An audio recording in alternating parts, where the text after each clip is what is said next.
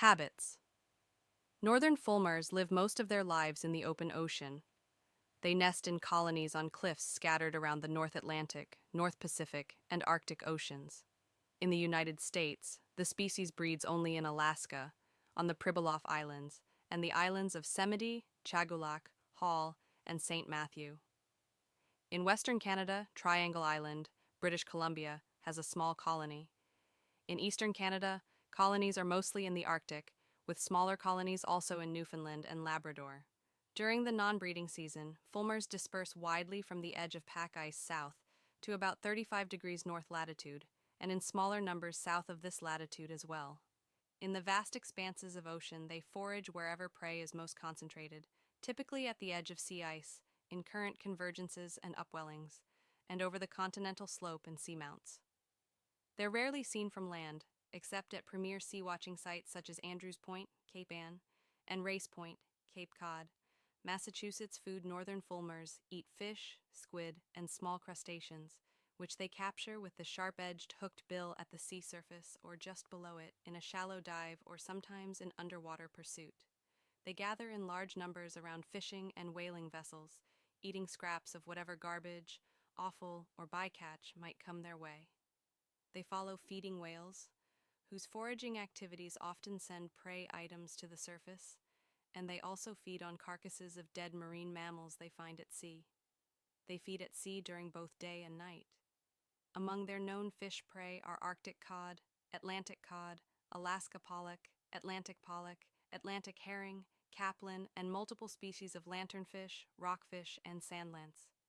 Also known in their diet are 15 species of squid, several species of octopus and cuttlefish, small crustaceans, amphipods, copepods, mysids, decapods, euphausiids, isopods, and cumasians, sea slugs, pteropods, bristleworms, polychaetes, ctenophores, and many types of jellyfish. Nest placement. Typically nests on rocky or grassy cliffs. In the British Isles, the species has nested on sand dunes, stone walls, rooftops, and even treetops. Nest description. Nests are little more than a depression in rock, sand, or soil, lined occasionally with a few pebbles or bits of vegetation. Nests measure about 7.5 inches across and 1.4 inches deep. Nesting facts: clutch size, 1 egg. Description: white. Condition at hatching: downy and helpless, eyes open. Behavior. Northern fulmars are monogamous and mate for life, and they can live about 60 years. They are famously faithful to their nest sites as well. One study found that more than 99% of birds return to the previous season's nest site with the same mate. They nest in colonies ranging from a few pairs to many thousands, and their nests may be just a few feet apart. When a pair returns to its nest cliff in spring, male and female display to one another by stretching out their necks and wagging their heads back and forth rhythmically, giving a cackling call. They also preen one another. They gather at the nest site and mate often, and males fend off any rival males at this time. The pair then departs the nest site for several weeks, during which time the female eats well to obtain enough calcium to produce her single egg. The male usually begins incubation as soon as the female lays her egg, so she can return to sea to feed and regain strength. The parents take turns traveling to sea and provisioning the chick, which leaves the nest cliff soon after fledging. Fulmar parents generally forage in the vicinity of their colonies, but sometimes travel more than 600 miles round trip to procure food for the nestling. After the nesting season, fulmars disperse toward traditionally productive foraging grounds and spend the rest of the year on the open ocean.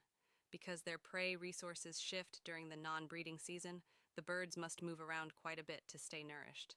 Northern fulmar populations worldwide have increased over the past 50 years or more. Partners in Flight estimates a global breeding population of 14 million and rates the species a 9 out of 20 on the Continental Concern Score, indicating a species of low conservation concern. In 2002, the North American Waterbird Conservation Plan estimated a North American population of 2.1 million breeders. Although population levels are currently high, fulmars ingest large amounts of plastic particles. While fulmars appear able to tolerate the plastic itself, The chemical nature of plastic attracts and captures many types of pollutants that the birds ingest along with the plastic.